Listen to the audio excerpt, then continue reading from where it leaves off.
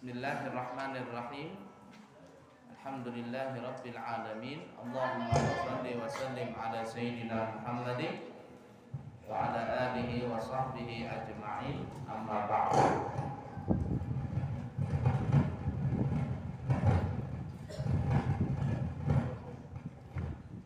Disebutkan di dalam riwayat bahwa Nabi Ibrahim ini adalah seorang nabi yang kaya raya,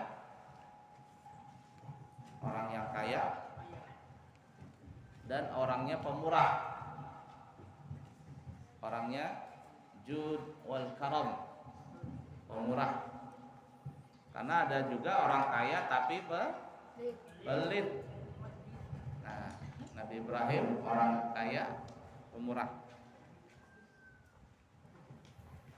Beliau dikatakan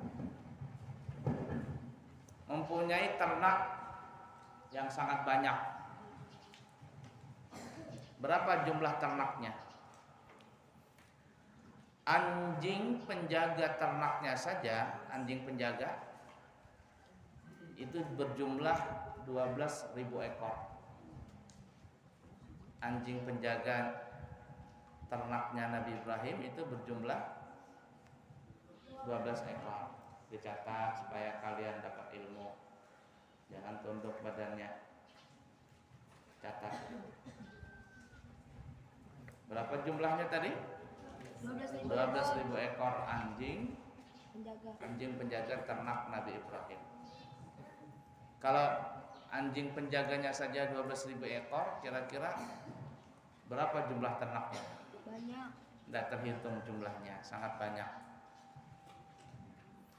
Dan yang hebatnya lagi dikatakan bahwa setiap anjing tersebut dikalungi dengan kalung emas. Kalung emas. Siapa santri putih yang pakai kalung emas? Enggak ada. Berapa kalung emas biasanya? Berapa gram? Berapa Tina? 12 gram. Nah, bayangkan saja kalau 12 gram dikali 1000 kali 12.000 ekor. Berapa itu? Banyak pokoknya. Ya, Bang? Banyak. Nah, itu. Kayak Nabi Ibrahim. Suatu ketika malaikat datang kepada Nabi Ibrahim alaihissalatu wassalam. Dan malaikat tadi berkata, "Wahai Nabi Ibrahim, punya siapakah binatang-binatang ternak ini?" Kata Nabi Ibrahim, "Ini adalah milik Allah. Cuman sekarang dititipin di tanganku. Ini milik Allah. Cuman sekarang Allah menitipkan di tanganku." Malaikat ini menyerupai manusia. Nabi Ibrahim tidak tahu itu malaikat. Malaikat tadi berkata, "Wahai Nabi Ibrahim, berikanlah aku sedikit dari binatang ternakmu ini." Kata Nabi Ibrahim, "Bertasbihlah engkau kepada Allah."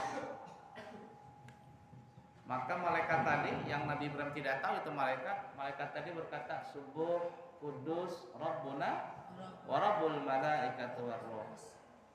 Subuh kudus Rabbuna wa Rabbul malaikati warruh.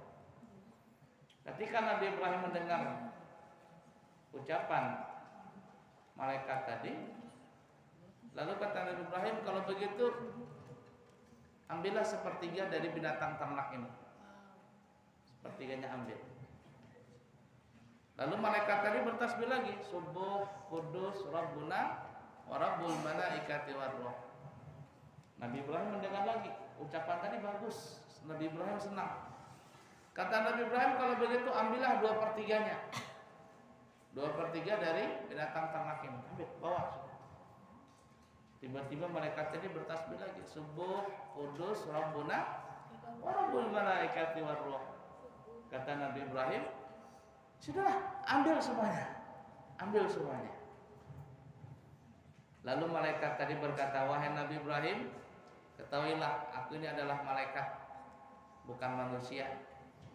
Aku datang ke sini hanya ingin mencoba keimananmu. Apakah engkau masih terpesona dengan harta dunia, ataukah engkau lebih mencintai Allah daripada yang lainnya? Ternyata engkau masih lebih cinta kepada Allah daripada yang lainnya. Dan kata malaikat, aku tidak mengambil sedekah ini karena aku malaikat, dan tidak perlu juga. Ngapain malaikat, kambing apa semuanya. Kata Nabi Ibrahim, apa yang sudah kuucapkan tadi, maka aku juga tidak bisa menarik ucapanku tadi, tidak bisa menelan air liur yang sudah keluarkan. Lalu malaikat tadi bingung, ya Allah, gimana ini Nabi Ibrahim? Aku kan datang ditugaskan olehmu ya Allah untuk mencoba keimanan Nabi Ibrahim saja. Tapi ternyata Nabi Ibrahim lulus dengan ujian tersebut dan menginfakkan semua harta binatang ternaknya, anjing-anjingnya, budak-budaknya, emas-emasnya kepadaku. Sedangkan aku tidak perlu ini. Gimana ya Allah? Kata Allah Ta'ala, begini saja. Jualah semua binatang ternak tersebut, berikut anjing penjaganya, berikut juga budak-budaknya, jual semuanya. Lalu uangnya dibelikan tanah, dibelikan kebun bahasa kitanya, lalu dibelikan barang-barang dan sebagainya, dan semua itu diinfakkan, diwakafkan di jalan Allah untuk orang-orang yang beriman sampai hari kiamat. Nah, jadi itu Nabi Ibrahim berwakaf tanah sangat besar sekali. Entah di mana tanahnya itu, bisa jadi itu adalah di daerah Palestina. Pada saat itu Nabi Ibrahim pernah berkurban 1000 ekor kambing.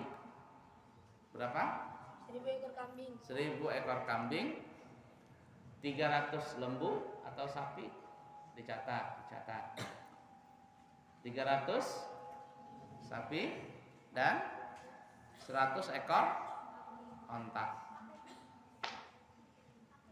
Berapa tadi?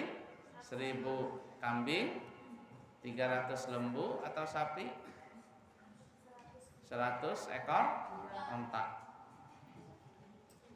Saya bilang kuda tadi.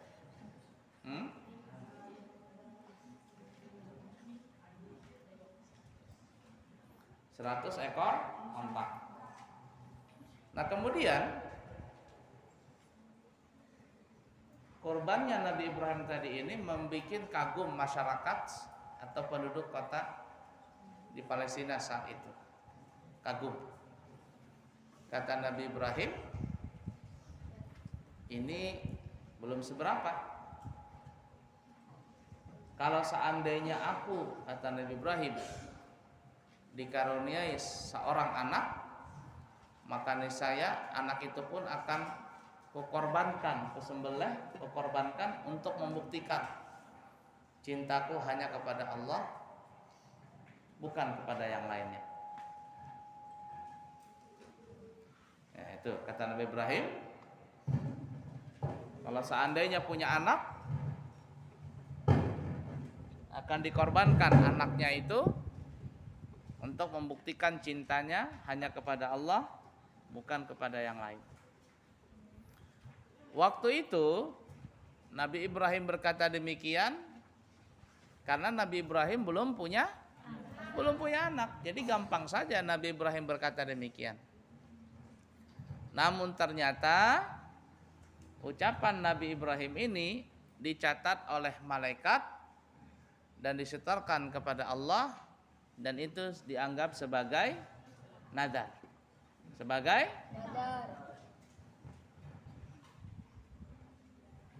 Saat itu Nabi Ibrahim masih beristri dengan seorang perempuan yang bernama Sarah.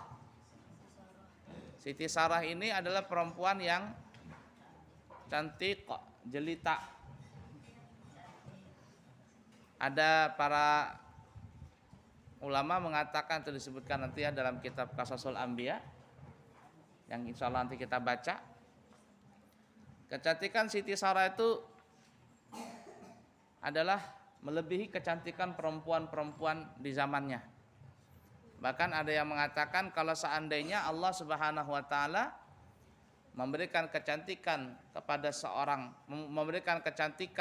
semua perempuan di dunia berjumlah 100%, maka 50%-nya itu kecantikan seorang perempuan dimiliki oleh Siti Sarah. 50% dimiliki sama Siti Sarah. 50% yang kedua dibagi dua, yaitu 25%. 25% pertama itu adalah diberikan kepada keturunan anak Siti Sarah yang dikenal sekarang namanya Bani Israel. Makanya orang Israel itu memang cantik-cantik, ya, orangnya cantik-cantik. Dan juga yang kedua, 25% kedua diberikan kepada seluruh perempuan yang ada di seluruh dunia ini. Nah, jadi kalian santri putri sini dapat berapa persennya? Jadi jauh banget sama kecantikan Siti Sarah. Tapi kalau kalian masuk surga nanti kecantikannya melebihi daripada kecantikan perempuan yang ada di dunia ini. Insya Allah masuk surga semuanya. Amin ya rabbal.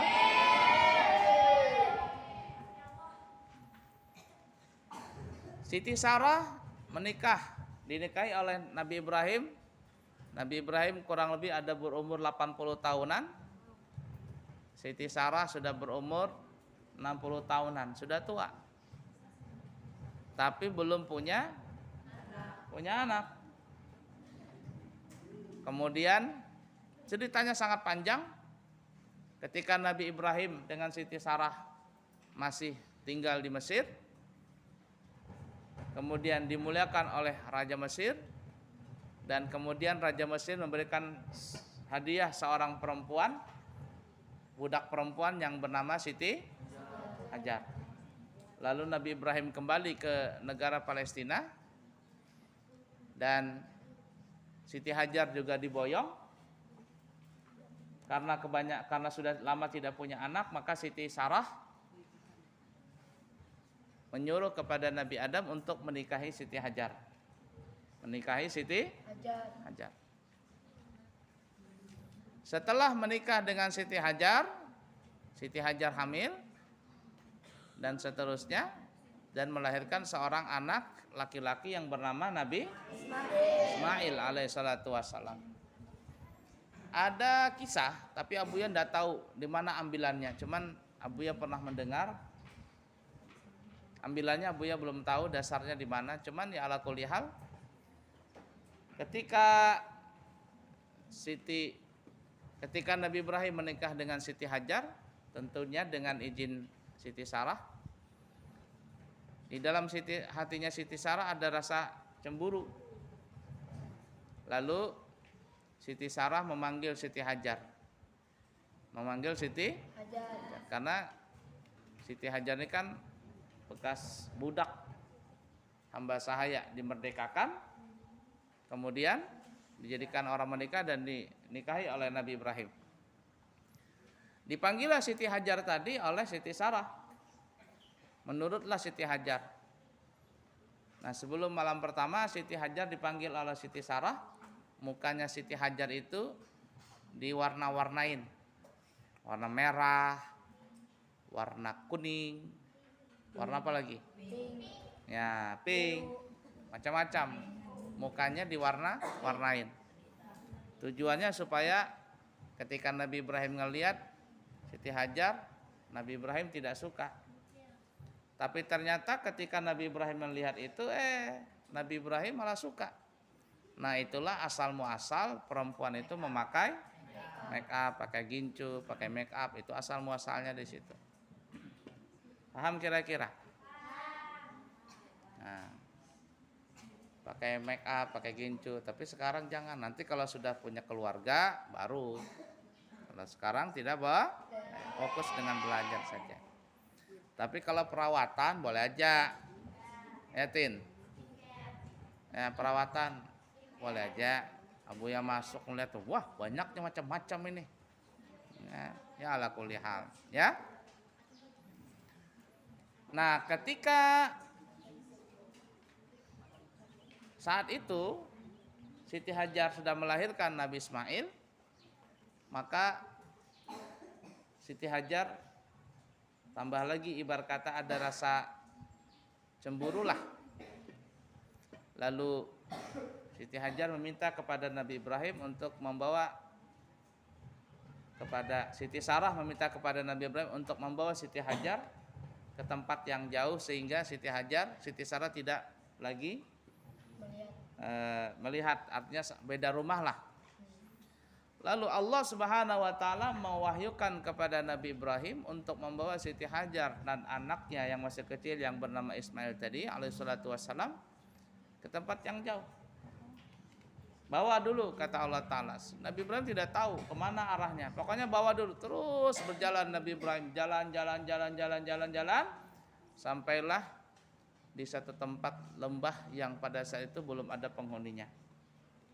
Belum ada penghuninya.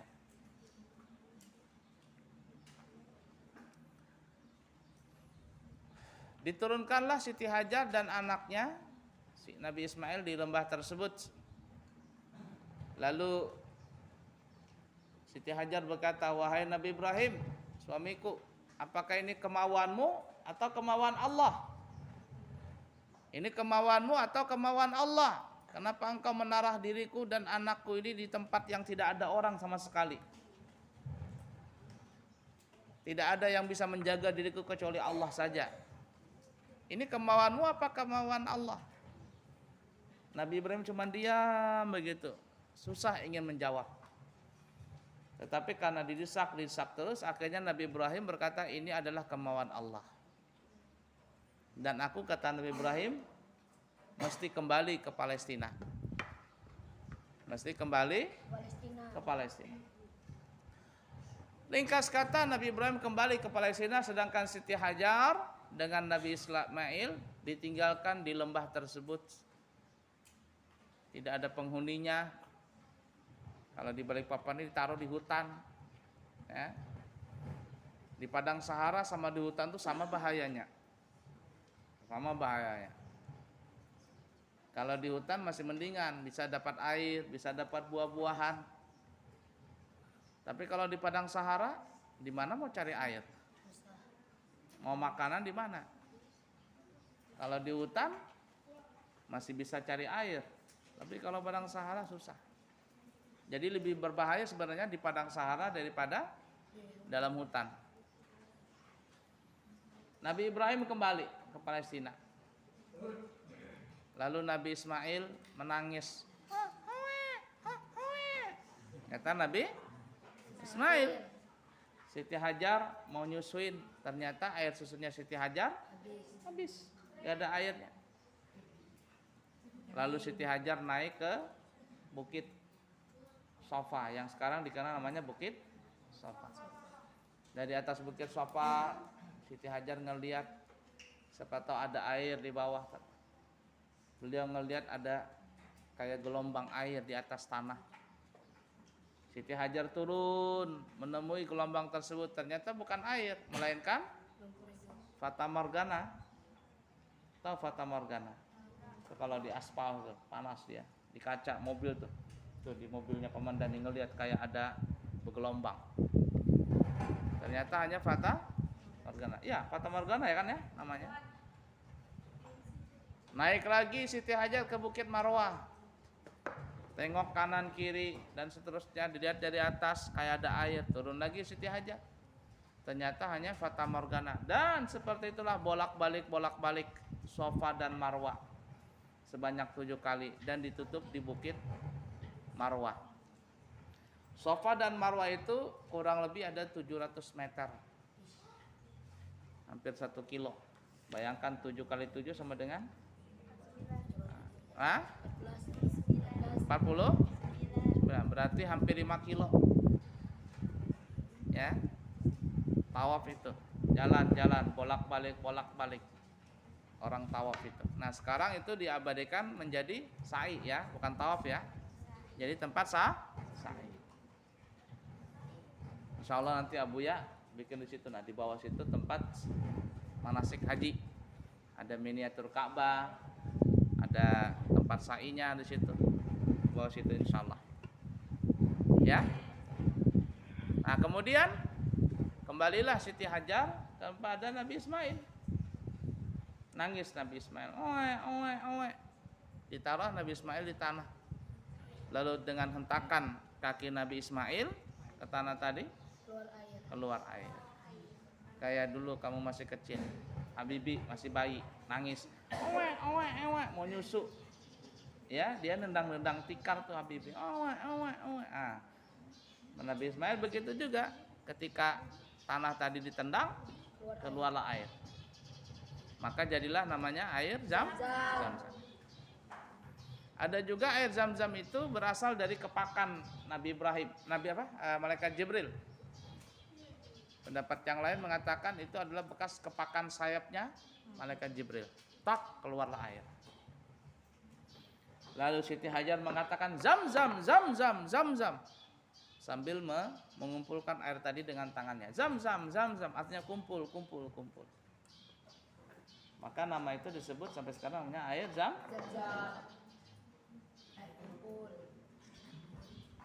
Ya, karena kata ulama kalau seandainya Siti Hajar tidak membendung air tersebut, maka air tersebut akan mengalir sampai ke ujung dunia. Sekarang walaupun tidak mengalir lewat tanah, air Zam-Zamnya ngalir lewat pesawat, sampai ke Balikpapan, sampai ke Ambarawa, sampai ke Pondok Nurul Anwar. Dibagikan air Zam-Zamnya sama Abuya. Ingat nggak dibagikan air Zam-Zam kemarin? Bagi minum semuanya. Nah, tidak lewat bawah tapi lewat terbang. Sampai akhirnya kota Mekah itu lambat laun jadi rame. Gara-gara apa? Gara-gara ada air Zam-Zam. Ceritanya sangat panjang, sudah mulai banyak di situ. Dan banyak yang menempati kota Mekah itu adalah dari negara Yaman, bangsa Jurhum. Bangsa Jurhum sampai Nabi Ismail nanti menikah dengan perempuan bangsa Jurhum. 2 kali Nabi Ismail menikah. Yang pertama itu perempuannya enggak bersyukur. Jadi Nabi Ibrahim itu ketika pulang ke Palestina itu jangan dipikir sampai Nabi Ismail besar enggak pernah bolak-balik. Sering bolak-balik Nabi Ibrahim antara Palestina dengan Mekah. Pakai apa? Pakai burak yang nanti ditunggangi oleh Nabi pada peristiwa Isra Mi'raj. Jadi sekejap saja sampai. Abuya kepengen juga begitu kalau ada burak. Kalau ke Balikpapan nyampe, Balikpapan nyampe. Ya naik. Atau ada pintu kemana saja, Ya. Baik, ala kulli hal. Nah, Nabi Ibrahim senang sudah punya anak Nabi Ismail. Tapi ketika Nabi Ismail sudah berumur 7 tahun, ada yang mengatakan 13 tahun. Berapa umurnya? 7 atau 13. Ada yang mengatakan 7 tahun, ada yang mengatakan 15 tahun. Falamma balagha ma'ahu as-sa'ya qala ya bunayya inni ara fil manam anni adbahuka fanzur madza tara. Qala ya abati if'al ma tu'mar satajiduni insyaallahu minas sabirin. Pada malam tanggal 8 Dzulhijjah, waktu itu Nabi Ibrahim berada di Mekah. Nabi Ibrahim bermimpi di malam itu. Ada suara berkata, "Hai Nabi Ibrahim, sempurnakanlah nazarmu, sembelihlah anakmu." Karena Nabi Ibrahim pernah berkata, kalau dia punya anak, kalau Nabi Ibrahim punya anak, maka Nabi Ibrahim akan menyembelih anaknya untuk membuktikan cintanya hanya kepada Allah, bukan kepada siapapun juga termasuk anak.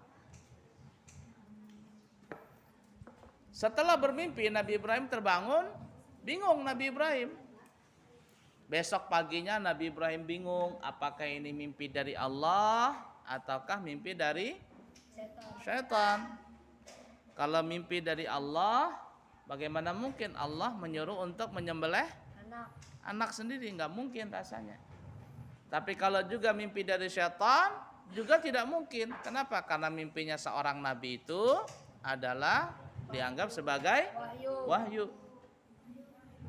Lain kita, kalau kita ini bermimpi itu ada 3 jenis mimpi. Ya, Abel mimpi.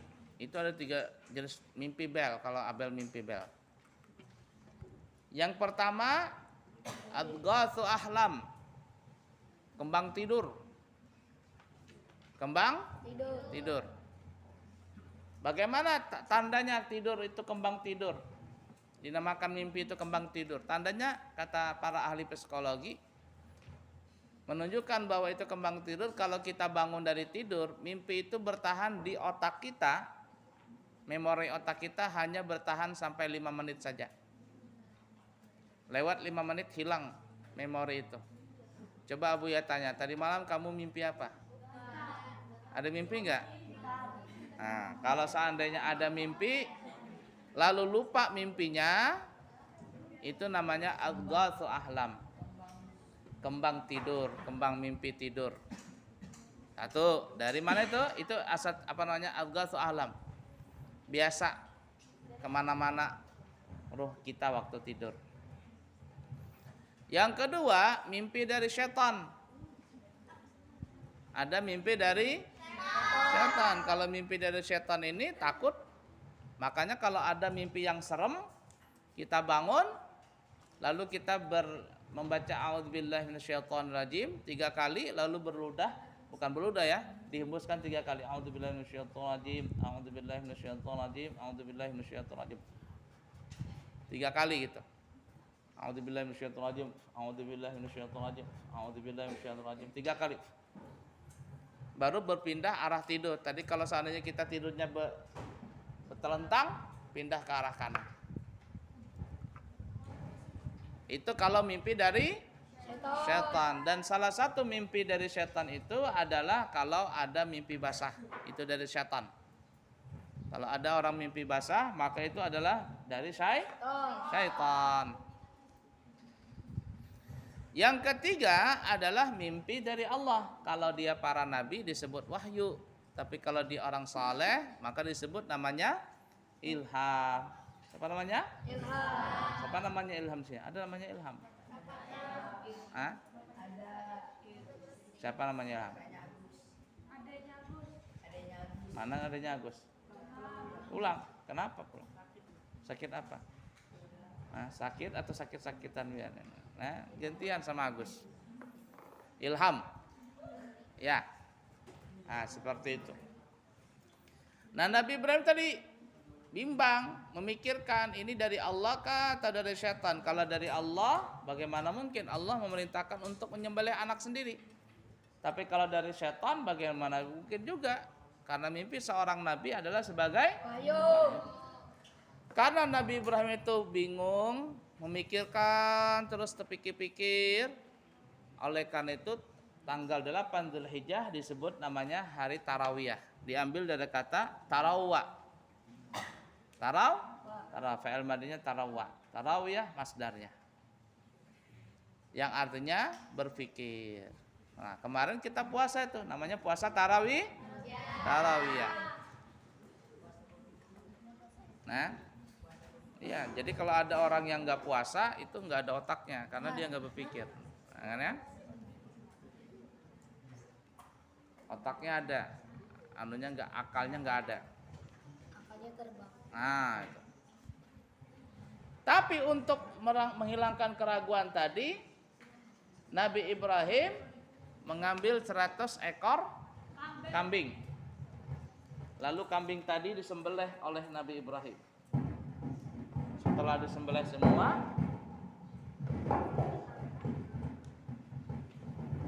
api dari langit datang.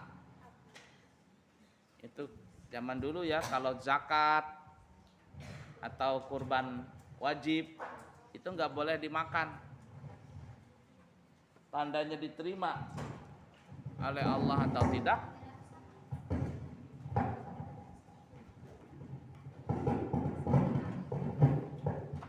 Akan ada api turun dari langit. Api turun dari langit. Dan api itu membakar kurban atau zakat dari orang tersebut. Kalau dibakar oleh api yang datang dari langit, itu menunjukkan bahwa zakat atau kurbannya diterima oleh Allah. Seperti ceritanya Qabil dan Habil. Qabil diterima kurbannya, sedangkan Habil tidak diterima. Nabi Ibrahim berpikir, alhamdulillah sudah dimakan oleh api. Berarti kurban 100 ekor kambing tadi karena Allah itu diterima oleh Allah. Ternyata di malam tanggal 9 Dzulhijjah Nabi Ibrahim bermimpi lagi. Nabi Ibrahim bermimpi lagi, angkat badannya. Ada lagi suara, hai Nabi Ibrahim, sempurnakanlah nadarmu, sembelihlah anakmu. Nabi Ibrahim terbangun dan besok paginya Nabi Ibrahim baru tahu ini adalah memang mimpi dari Allah, bukan dari syaitan.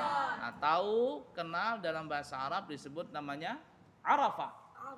Makanya tanggal 9 Dzulhijjah seperti hari ini itu disebut namanya hari Arafah, yang mana Nabi Ibrahim tahu bahwa adalah itu mimpi dari Allah. Nah, puasa tahu. Nah, jadi siapa yang puasa hari ini insya Allah dia tahu. Tahu kalau cerdas insya Allah. Ya.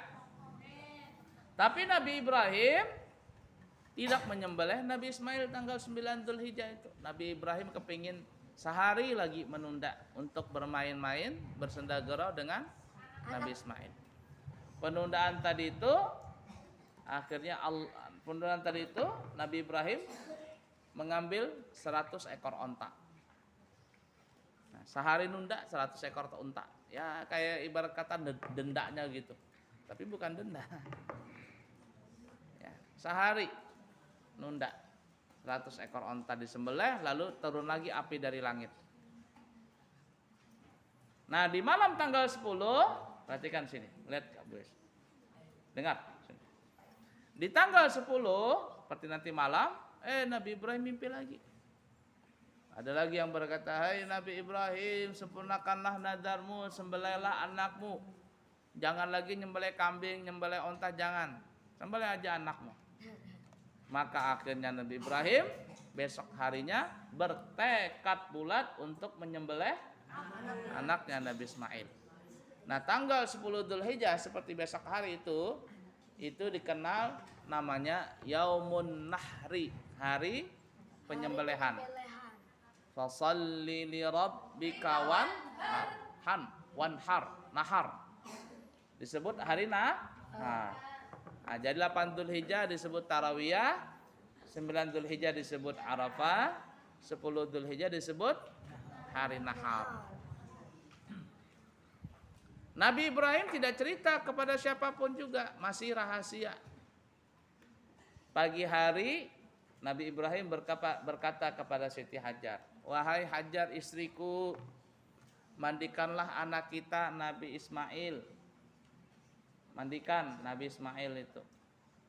Berikan dia pakaian yang baik. Kasih baju baru. Kasih minyak harum. Sisir rambutnya. Karena hari ini aku akan mengajak Nabi Ismail jalan-jalan. Siti Hajar nggak tahu Nabi Ismail ini mau disembelih oleh Nabi Ibrahim, tidak tahu.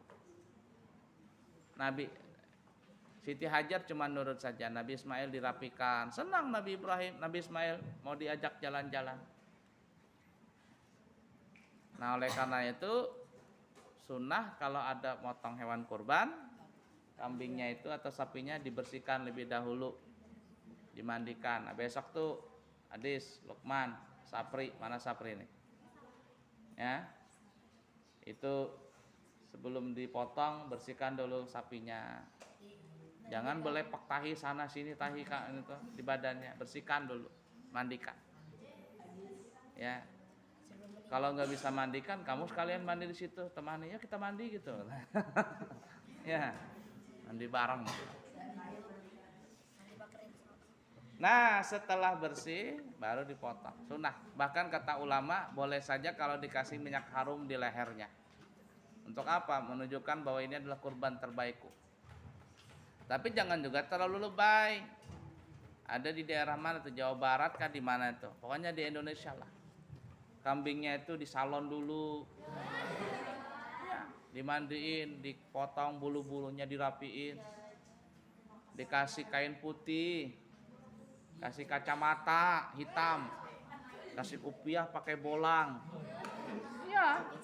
Dikasih sisir, dikasih cermin di lehernya. Dibedakin. Diajak jalan-jalan kambing tadi tung tang tung tung tung tang tung tung tung tang tung tung tung tang lagunya itu. Jawa Barat ada yang mana? Itu lebay, berlebihan, biasa saja. Tapi terus terang Abuya secara pribadi senang, ngelihat itu senang. Artinya apa ya? Meriah. Meriah kalau orang motong kambing di Jawa itu kurban.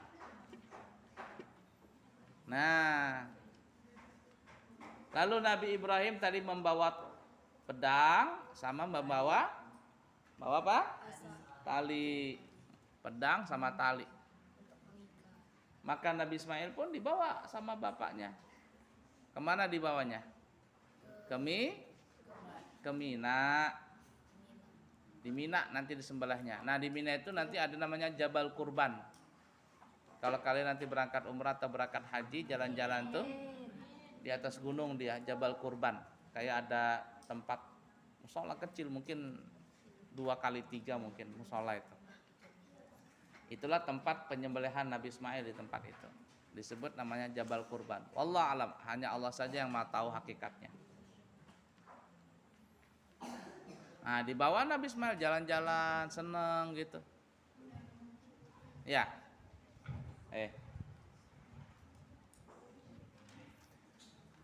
Ketika Nabi Ismail dan Nabi Ibrahim sudah sampai di Mina, Nabi Ibrahim bilang sama anaknya Nabi Ismail, "Ya bunayya, inni ara fil manam anni azbahuka fanzur madza tara." Wahai bunayya, anakku Ismail.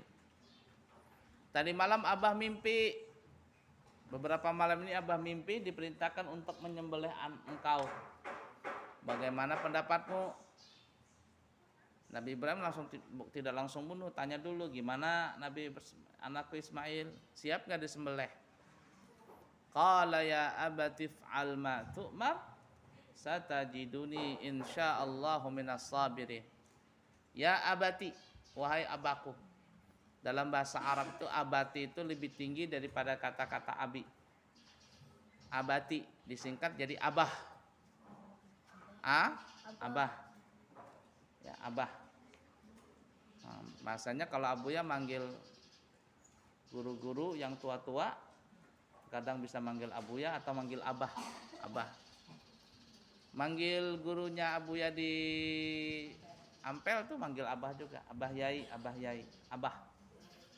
Nah, kalau dia pakai ya mutakalim wahdah, ya abati. Itu lebih bagus, lebih dari segi bahasa lebih halus daripada abi. Ya, Bapak bahasa Indonesia. Ya, abah. Nah, kemudian disebut abi, ditasghir ya abuya. Buya, abuya artinya abahku. Kalau di pesantren biasanya kalau pengasuh-pengasuhnya dipanggil abuya, artinya bapak pengasuh, ayah pengasuh. Karena sebagai ganti orang tua kalian, maka pengasuhnya dianggap sebagai orang tua. Wahai abah, kerjakan saja apa yang diperintahkan Allah, maka engkau akan mendapatkan diriku dalam keadaan sabar. Aku termasuk orang yang sabar. Iblis nih, dari pertama kali diciptakan oleh Allah sampai hari itu, dia tidak pernah merasa gusar, merasa khawatir, gundah gulana, galau, takut, kecuali hari itu. Jadi mulai diciptakan sampai hari itu tidak ada pernah khawatir sekhawatir hari itu. Lebih khawatir daripada film munafik. Film apa lagi tuh? Sijin. Nah, tuh. Sijin. Sebenarnya sijil itu namanya. Sijin. Neraka sijin. Maka akhirnya iblis tadi datang kepada Siti Hajar. Oh Hajar. Apa iblis? Kamu enggak tahukah anakmu dibawa oleh suamimu? Tahu? Terus kenapa? Itu anakmu Ismail bukan diajak jalan-jalan, tapi sebenarnya mau disembelih. Mau disembelih. Siti Hajar tidak langsung makan isu, ditelan bulat-bulat, dengar tadi, enggak, periksa dulu, tanya dulu. Iblis, kamu jangan berita bohong, kamu kan suka pembohong. Kata iblis, enggak, ini benar nih, berita benar nih.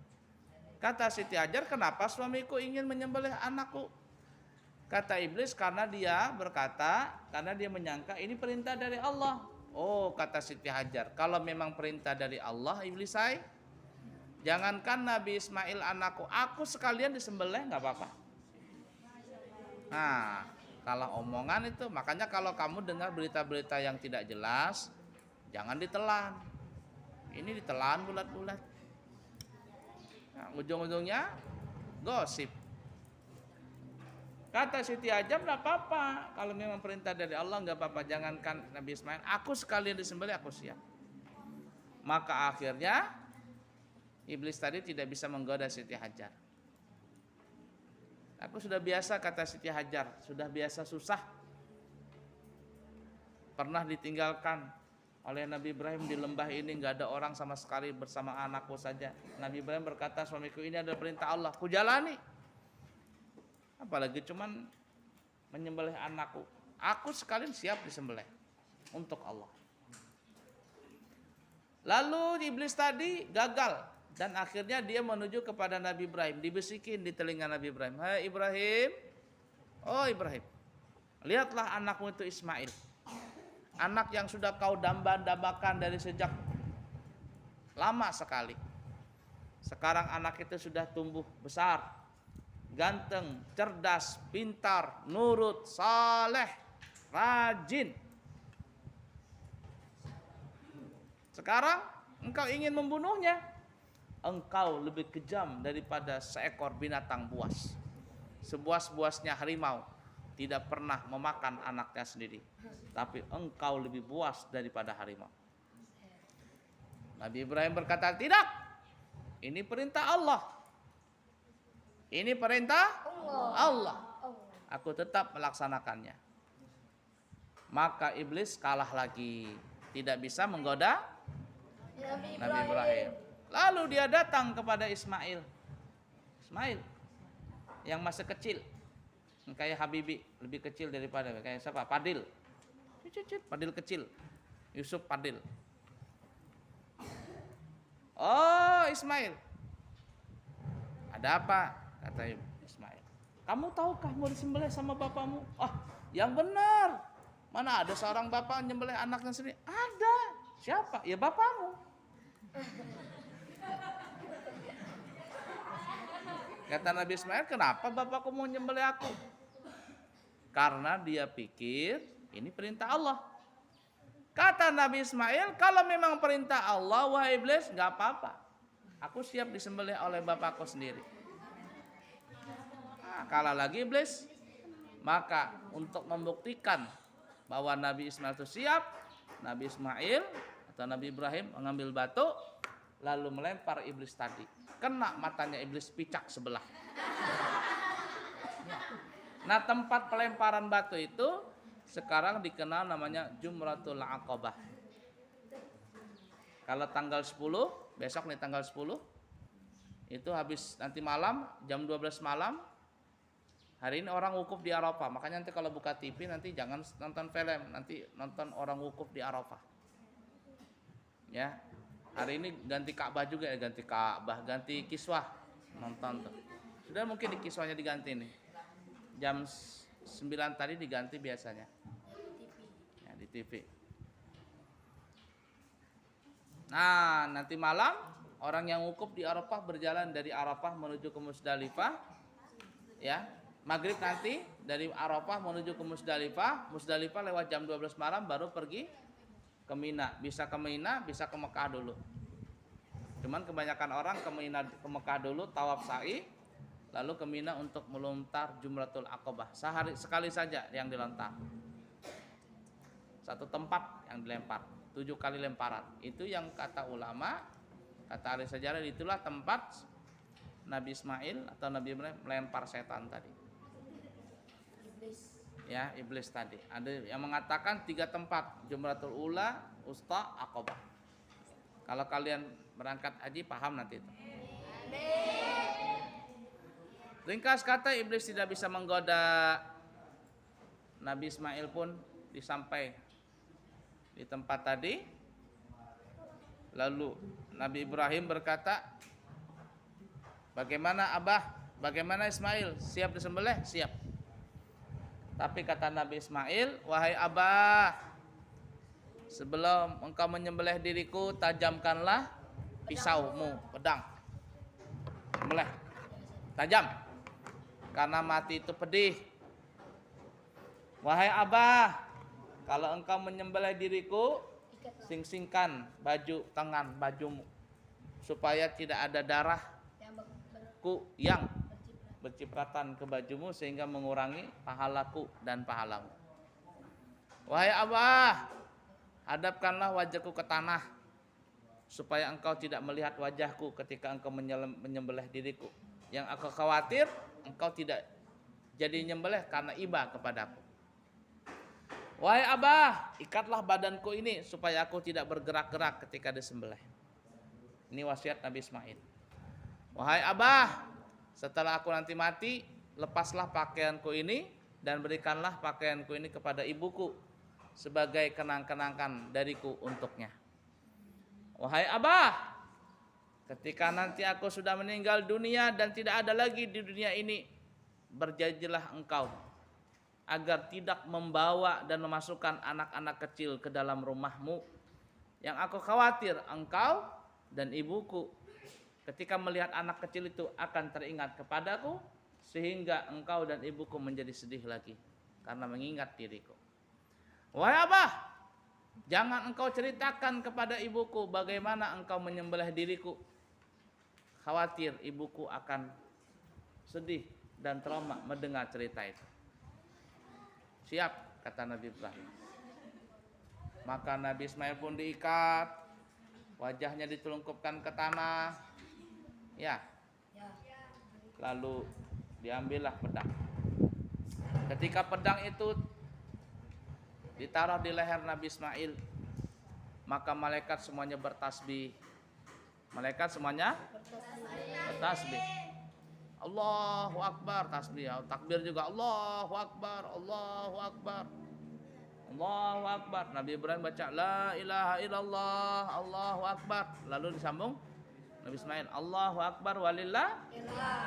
Hanya kalau nyembelih sapi besok takbiran, jangan kaset yang takbiran. Kasetnya masuk surga, enggak masuk surga kamu. Jadi manusianya yang takbiran. Kaget malaikat semuanya. Kaget, luar biasa Nabi Ibrahim nih. Maka Allah berkata, hai malaikat-malaikatku, inilah yang dulu pernah aku katakan kepada kalian, inni ja'ilun fil ardi khalifah. Aku kepingin menjadikan manusia ini sebagai khalifah di muka bumi ini. Inilah orangnya, seperti ini yang kupilih. Lalu malaikat-malaikat pun akhirnya mereka kagum dengan keimanan Nabi Ibrahim. Sembelih pertama, pedang ditaruh di leher Nabi Ismail. Tapi pedang Nabi Ibrahim tidak bisa melenggorok lehernya Nabi Ismail. Kebal. Nabi Ismail bingung. Abah, kenapa nggak bisa melukai diriku? Apakah di dalam hatimu masih ada rasa iba dengan diriku? Nabi Ibrahim bingung. 2 kali ditaruh, digorok lagi. Nggak bisa juga. Kebal. Abah, kata Nabi Ismail, kenapa belum bisa lagi? Akhirnya Nabi Ismail bilang, wahai Abah, lepaskan saja ikatan diriku ini. Karena kalau aku terikat, rasanya aku ini kayak terpaksa disembelih ini. Lepaskan saja. Maka tali ikatan tadi dilepaskan oleh Nabi Ibrahim. Nabi Ibrahim bingung, kenapa pedang ini kok tidak bisa melukai leher Ismail? Lalu pedang tadi ditebaskan ke suatu batu yang besar. Tung! Hancur. Batu yang besar tadi terbelah menjadi dua. Saking tajam. Lalu Nabi Ibrahim berkata kepada pedang tadi, hei pedang, malak, ada apa denganmu ini? Ketika aku tebaskan ke batu, engkau bisa membelah dua. Tapi ketika aku gorokkan engkau ke leher anakku Ismail, engkau tidak bisa melukainya. Ada apa ini? Tiba-tiba pedang tadi berbicara. Hai Nabi Ibrahim, ketika engkau menebaskan aku ke batu, Allah berkata kepadaku, hai pedang, belahlah batu itu menjadi dua. Maka terbelahlah batu itu menjadi dua. Tapi ketika engkau gorokkan aku di leher anakmu Ismail, Allah berkata kepadaku, hai pedang, jangan kau lukai leher Ismail. Lalu pedang tadi berkata, hai Ibrahim, bagaimana mungkin aku mentaati perintahmu, sedangkan aku tidak mentaati perintah Allah. Aku lebih taat dengan perintah Allah daripada perintahmu. Tapi Nabi Ibrahim tidak juga berputus asa. Dia gorokan lagi yang ketiga kali. Tetap saja tidak bisa melukai. Lalu datanglah malaikat Jibril alaihissalatu wassalam membawa seekor domba yang besar yang datang dari surga. Yang mana kibas ini atau domba ini adalah domba yang pernah dikorbankan oleh anak Nabi Adam zaman dulu, namanya Qabil. Itu kambing tadi itu. Dan domba atau kambing inilah yang nanti masuk surga. Ada 10 binatang yang masuk surga. Berapa? 10. Catat. Yang pertama Al-Baqarah, sapi betina. Al-Baqarah, sapi betina. Yang kedua kibas kambing Nabi Ismail. Yang ketiga onta Nabi Saleh. Onta Nabi Saleh. Yang keempat semut Nabi Sulaiman. Yang kelima burung hudhud Nabi Sulaiman, intelijennya Nabi Sulaiman. Yang keenam ikan nun Nabi Yunus, nun namanya, ikan paus. Yang ketujuh kitmir Ashabul Kahfi. Yang kedelapan burak yang menjadi kendaraan Nabi pada Isra Mi'raj. Yang kesembilan anak sapi Nabi Ibrahim. Jadi Nabi Ibrahim punya anak sapi yang beliau sayangi. Yang ke-10 keledai Uzair. Keledai Uzair. Itu juz 2, juz 3 ya. Itu ada ceritanya Uzair. Ceritanya Uzair. Nah, 10 binatang ini masuk surga. Termasuk kambing Nabi Ismail tadi. Maka Jibril datang, hai Ibrahim, qad sadaqatar ru'ya, engkau telah membenarkan mimpimu. Sudah Nabi Ibrahim, engkau sudah betul menjalankan tugas. Dan ini adalah cobaan biasa, cobaan saja untuk menguji keimananmu. Akhirnya domba tadi disembelih oleh Nabi Ibrahim, dibawa pulang dan dagingnya dibagi-bagikan. Nabi Ibrahim pulang bersama anaknya Ismail. Ketika mereka sampai di rumah, mereka berpelukan bertiga. Nabi Ibrahim, Siti Hajar, dan Nabi Ismail. Mereka menangis bukan bersedih, tapi menangis bergembira karena telah lulus dari ujian Allah. Alhamdulillah.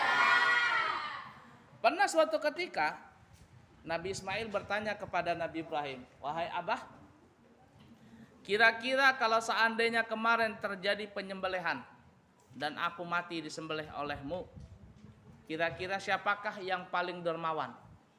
Aku ataukah dirimu? Kata Nabi Ibrahim, tentulah aku, karena aku terkenal orang yang pemurah. Kata Nabi Ismail, tidak wahai Abah, justru aku yang paling pemurah darimu. Kata Nabi Ibrahim, kenapa bisa demikian? Karena aku punya nyawa hanya satu. Kalau aku mati, matilah sudah aku di dunia ini. Tapi engkau punya anak 2 orang. Kalau aku mati, engkau masih punya anak yang lain yang bernama Ishak. Lalu Allah berkata, hai Ibrahim, hai Ismail, engkau keduanya memang pemurah. Tapi kata Allah, aku lebih pemurah daripada kalian. Kata Allah nih, Nabi Ibrahim Ismail berkata, kenapa ya Allah engkau pemurah? Iya, karena engkau wahai Nabi Ismail, engkau tetap kubiarkan hidup, tidak jadi mati. Dan engkau wahai Nabi Ibrahim, tetap punya anak 2 orang. Bahkan engkau Nabi Ismail, nyawamu itu kugantikan dengan seekor kambing. Kibas yang besar. Kira-kira siapa yang paling pemurah? Allah. Aku atau kalian berdua? Maka Nabi Ibrahim dan Nabi Ismail berkata, tidak ada yang paling pemurah ya Allah kecuali engkau pemilik dari semua itu. Wallahu a'lam. Itulah cerita Nabi pada zaman dahulu, kisah Nabi Ibrahim dan Nabi Nabi Ismail. Wallahu a'lam. Istirahat jam 2:30. Nanti insya Allah siap-siap buka puasa sore hari. Kayu bakar sudah siap? Belum? Nah, cari kayu bakar nanti. Katanya memakai mau masak sop daging sama sapi lada hitam. Tapi kalau mau masak sate boleh juga. Ya. Wallahu a'lam. Alhamdulillahi rabbil alamin. Taqabbalallahu minkum. Minna wa minkum taqabbal.